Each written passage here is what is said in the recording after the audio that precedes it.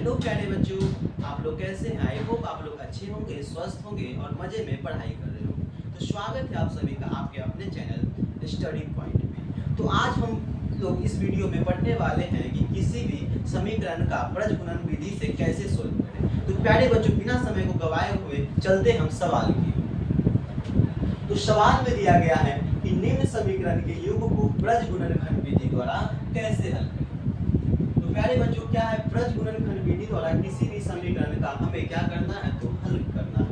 तो इसमें क्या है, दो समीकरण दिया गया। एक समीकरण दिया गया है 2x + y = 5 और दूसरा समीकरण है 3x + 2y बराबर कितना है, 8 दिया गया। तो सबसे पहले हम क्या करेंगे, पहले समीकरण को हम लिख लेते हैं।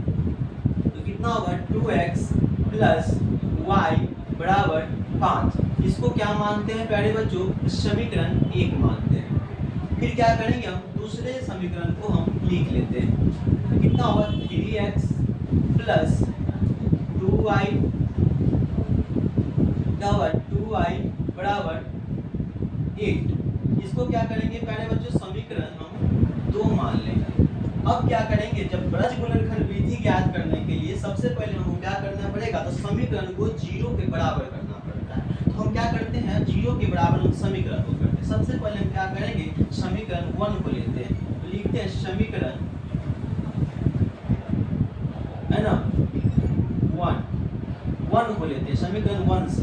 इसको क्या करना है, हमको समीकरण को क्या करना है, 0 के बराबर करना है। तो लिखते हैं क्या होगा, तो 2x बराबर y, ठीक है, बराबर कितना है, 5।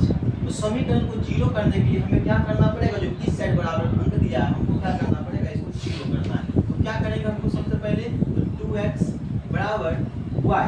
अब ये क्या है, ये 5 है, तो क्या करेंगे, बराबर के उस साइड ले जाएंगे। तो क्या हो जाएगा, ये प्लस है तो -5 हो जाएगा, बराबर 0 हो जाएगा।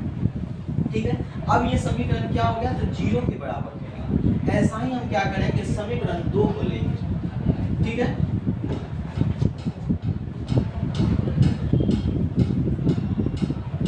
समीकरण क्या, 2 से। तो समीकरण 2 में क्या दिया गया है, तो 3x + 2y बराबर 8 दिया गया है। ठीक है, अब क्या करेंगे, हम इस समीकरण को क्या किसके बराबर करना है, तो 0 के बराबर करना है।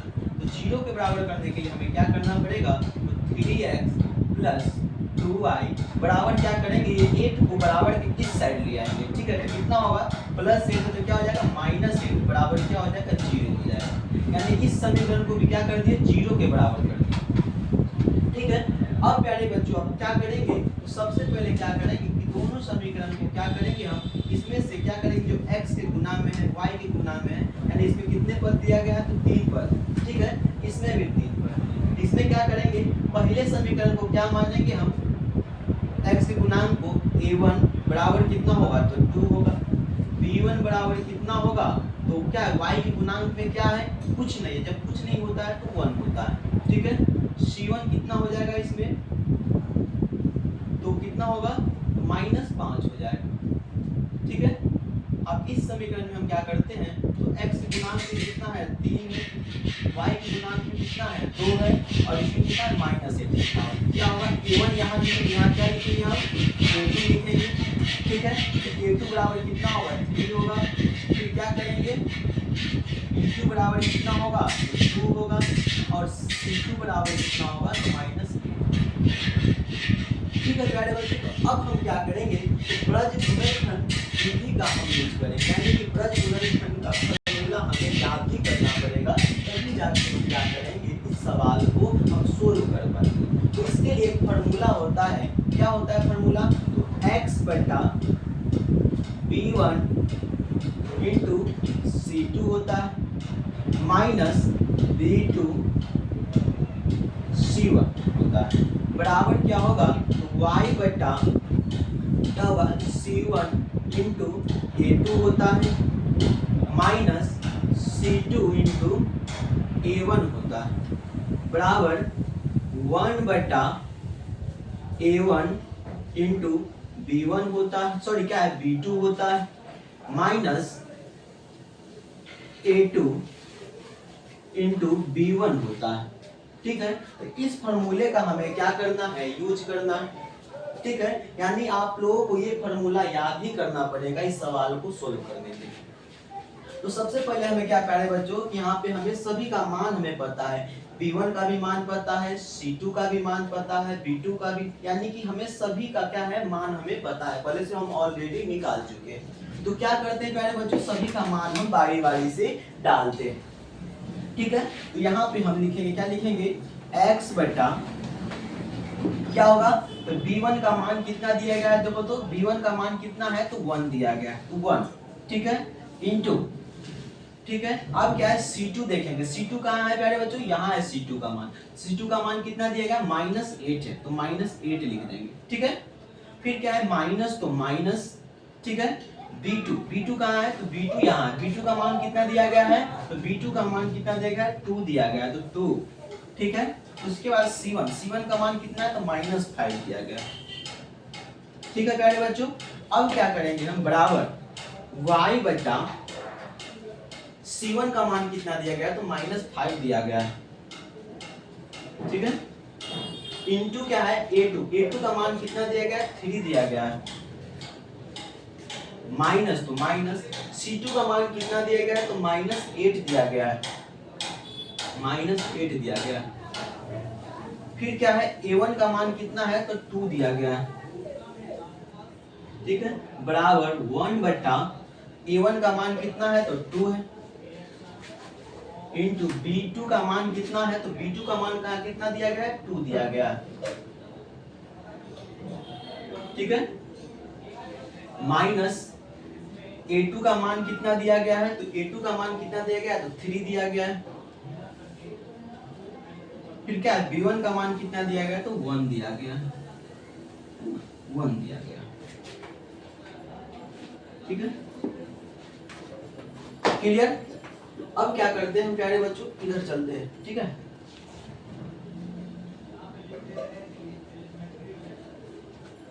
तो क्या करेंगे, x बटा 1 को -8 से गुना करेंगे तो क्या होगा, तो क्या होगा, -8 होगा। ठीक है, -8 होगा। ठीक है, कितना होगा, तो -8 होगा, है ना। फिर क्या है, माइनस, और माइनस क्या होता है, गुना, -2 को -5 से गुना करेंगे तो प्यारे बच्चों क्या होगा, तो +10 हो जाएगा। कितना हो जाएगा, +10 होगा। ठीक है, बराबर y, ठीक है ना, y बटा -5 को 3 से गुना करेंगे तो कितना होगा, तो -15 हो जाएगा, और -8 को 2 से गुना करेंगे कितना होगा, -16 होगा। फिर पहले से माइनस लगा तो क्या होगा, +16 हो जाएगा। कितना होगा, +16 हो जाएगा, बराबर, ठीक है, 1 बटा 2 को 2 से गुना करेंगे तो कितना होगा, ये 4 हो जाएगा।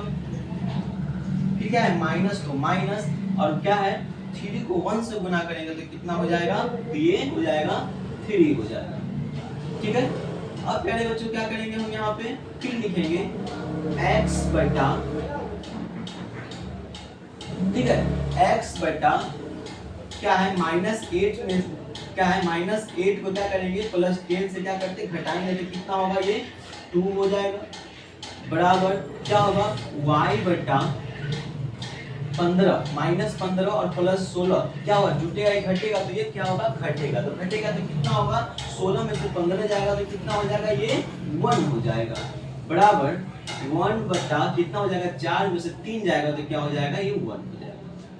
अब प्यारे बच्चों हम क्या करेंगे, तो क्या है, x बटा 2 बराबर y बटा 1 बराबर 1 बटा 1 दिया गया। तो अब हम क्या करेंगे, x बटा 2 बराबर 1 बटा 1 लेंगे।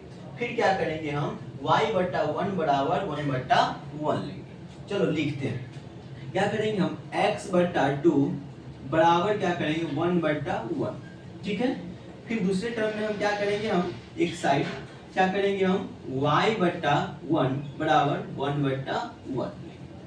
ठीक है, तो हम क्या करेंगे, आप क्रॉस मल्टीप्लिकेशन करते हैं। ठीक है, x को 1 से गुना करेंगे तो क्या होगा x होगा, बराबर 2 को 1 से गुना करेंगे तो क्या होगा 2 होगा।